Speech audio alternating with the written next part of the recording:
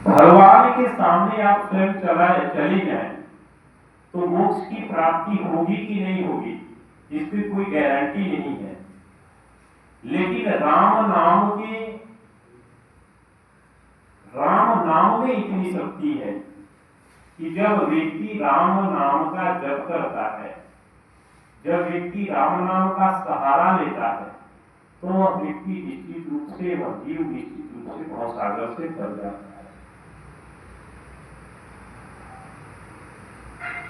जब समुद्र पर सेतु बांधा जाने लगा तो समुद्र के जितने भी पत्थर थे, सब पत्थरों पर राम नाम अंकित था। भगवान धीरे से एक पत्थर के ओट में बैठ करके और छोटा सा कंकड़ लेकर के समुद्र में जैसे ही डालते हैं वो पत्थर डूब जाता है। सामने बैठे बजरंगबली हंसने लगे, मुस्कुराने लगे। भगवान कहते हैं कि हे हनुमंतला, आखिर क्या कारण है कि जब मैं इस पत्थर को समुद्र में फेंका तो यह पत्थर डूब गया और तुम सब सिर्फ राम नाम लिख करके पत्थर को समुद्र में डालते हो तो वह पत्थर तैरने लगता है।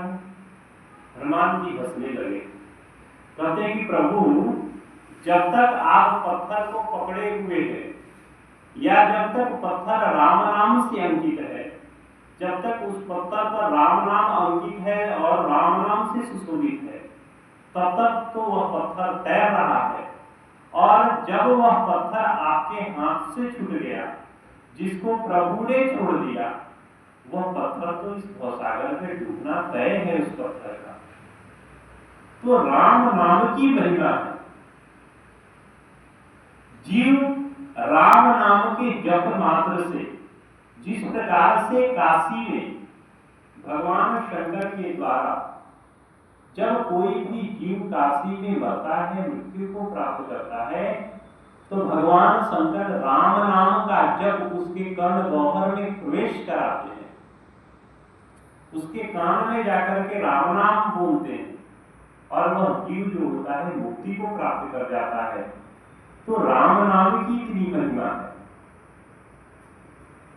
और गोस्वामी तुलसीदास जी भी लिखते हैं कि राम एक तापस तियतारी, नाम को पीखल कुमति सुधारी।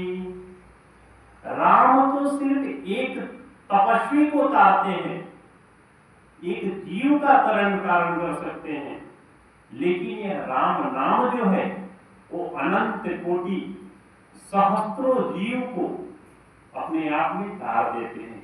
यह राम नाम की महिमा है। इसलिए हमें अपने जीवन में निश्चित रूप से भगवान का स्मरण करना ही चाहिए। कहां तक कहूं, राम नाम की कितनी महिमा है। जब जिस प्रकार से 32 दांतों के बीच में जीभ रहती है, ठीक उसी प्रकार से दुष्टों के बीच में रहकर के विभीषण जी राम नाम के जप के माध्यम से वहां पर भी सुरक्षित है।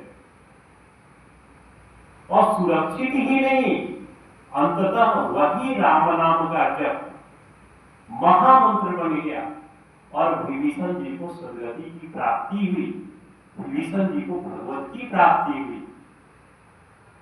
इसलिए हमें जीवन में राम नाम का जप निश्चित करना ही चाहिए। हो सकता है आपको संस्कृत पढ़ने में मुसीबत हो सकता है कि आपको अन्य ग्रंथों को पढ़ने में परेशानी हो, लेकिन सबसे सुलभ है हमारे कलयुग में, कलिकाल में, कलियुग केवल नाम आधारा, कलियुग केवल नाम आधारा, मेरी सुमेरी नर उतर रही पारा। इस कलिकाल में कितनी सुलभता